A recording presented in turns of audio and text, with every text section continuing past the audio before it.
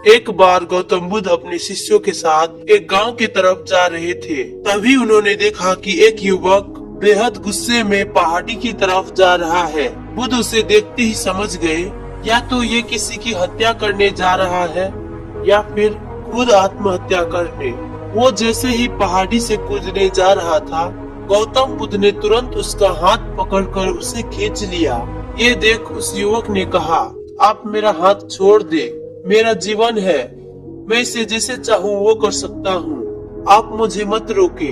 गौतम बुद्ध ने कहा, ठीक है, तुम जाओ, दोबारा से कूद जाना, लेकिन पहले 10 मिनट रुक जाओ, 10-12 बार लंबी सांसें लो और अपनी हथेलियों को खोलो, उसके बाद ही मैं तुम्हें दोबारा आत्महत्या करने दूंगा, उससे पहले नहीं।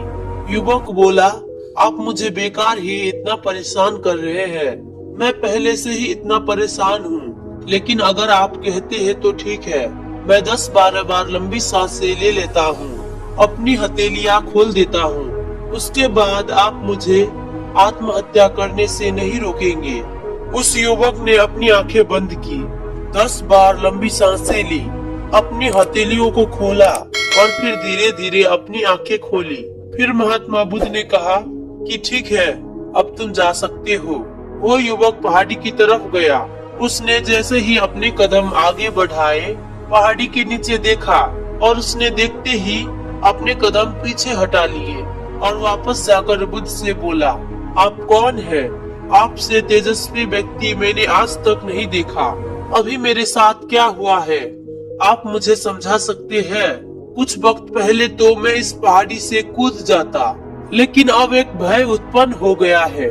बुद्ध मुस्कुराए और बोले, जब तुम पहाड़ी से कूदने वाले थे तब तुम्हारे अंदर क्रोध था।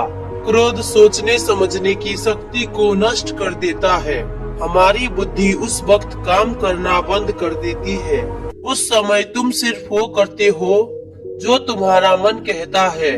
उस समय तुम क्रोधित थे, तुम्हारा मन एक जगह नहीं था। उस समय तुम खुद को खत्म कर देना चाहते थे, लेकिन जब तुमने अपनी आंखें बंद करके लंबी सांसें ली और अपनी हथेलियों को खोला, तब तुम्हारा दिमाग और मन दोनों शांत हो गया और तुम्हारी नकारात्मक ऊर्जा सकारात्मक ऊर्जा में बदल गई, जिसके कारण तुम्हारी बुद्धि को नियंत्रण प्राप्त हुआ और तुम सही निर्णय लेने में सक्षम हो सके। युवक बोला, आप कौन हैं? बुद्ध ने कहा, ये जगत के लोग मुझे बुद्ध कहते हैं। युवक बुद्ध के चरणों में गिर गया और बोला कि हे बुद्ध, आप मुझे अपनी शरण में शामिल कर ले। मैं तो अपने पिता को सबक सिखाना चाहता था, इसलिए आत्महत्या करने जा रहा था। बुद्ध ने कहा, आत्महत्या करके कोई भी इस शरीर के साथ कुछ भी नहीं कर सकता। जब तक हमारे पास ये शरीर है, हम कुछ भी कर सकते हैं, लेकिन यदि ये शरीर नहीं होगा तो हम कुछ भी नहीं कर सकते। युवक कहता है, आप सही कहते हैं बुद्ध, लेकिन आप नहीं जानते, मेरे पिता ने मुझे बहुत अपमानित किया है, मुझे हर बात पर टोकते हैं। बचपन में वो मुझसे बेहद प्रेम करते थे। उसके बाद उन्होंने मुझे शिक्षा प्राप्त करने के लिए गुरुकुल भेज दिया। मैं हमेशा सोचता था कि मैं गहन अध्ययन करके उनका नाम रोशन करूंगा और मेरे पिता ये सब देख के बहुत खुश होंगे। जब मैं शिक्षा पूरी करके वापस आया, तब मैंने अपने पिता को बताया कि मैंने सारे शास्त्र, वेद, उपनिषद कंठस्थ कर लिए और मुझसे बड़ा ज्ञानी कोई नहीं है। तब वो खुश होने की बजाय मुझसे कहते हैं कि अपने आप को ज्यादा ज्ञानी होने के भ्रम में मत डालो, न ही खुद में अहंकार लाओ। मैं तो बस उन्हें दिखाना चाहता था कि मैंने कितना गहन अध्ययन किया है। मैं बड़े बड़े शास्त्रार्थ में जाने लगा। सभी मेरे ज्ञान से प्रभावित होने लगे। सभी ने मुझे महान ज्ञाता माना, लेकिन मेरे पिता ने नहीं माना। वो मेरे शास्त्रार्थ के बीच पहुंच जाते और मेरे बताए गए ज्ञान में कुछ न कुछ कमी निकालते और सबके आगे मुझे अपमानित करते। वो मेरे साथ रहने वाले मित्रों को भी अपमानित करते थे, ये कहकर कि वो मेरा जीवन बर्बाद कर देंगे, क्योंकि वो मेरा साथ देते थे, मेरे ज्ञान की प्रशंसा करते थे। मैं समझ नहीं पा रहा था कि वो ऐसा क्यों कर रहे हैं। तब मेरे मित्रों ने मुझसे कहा, क्योंकि वो मेरे जितना ज्ञान अर्जित नहीं कर पाए, इसलिए वो मुझसे ईर्ष्या करते हैं। एक दिन मेरी उपाधियों के कारण मेरे मित्रों ने मुझे मदिरा पान कराया। ये बात मेरे पिताजी को पता चल गई। वो मुझे ढूंढते ढूंढते वहाँ पहुँच गए और मुझे वहाँ सबके सामने थप्पड़ मार दिया। मुझे बहुत अपमानित महसूस हुआ। तब मैंने ये तय किया कि मुझे अपने पिताजी को सबक सिखाना है और मैं यहाँ आत्महत्या करने आ गया, क्योंकि एक पिता के लिए इससे बड़ा सबक क्या होगा। जब वो अपनी बेटी की अर्थी को उठाएंगे तब उन्हें एहसास होगा कि उन्होंने क्या गलती की है। बुद्ध मुस्कुराए और बोले, मुझे एक बात बताओ, जो ज्ञान तुम्हें आत्महत्या करने के लिए प्रेरित करे तो वो ज्ञान किस काम का, वो कहाँ से अच्छा हुआ, जो तुम्हें एक गलत काम करने से नहीं रोक पा रहा।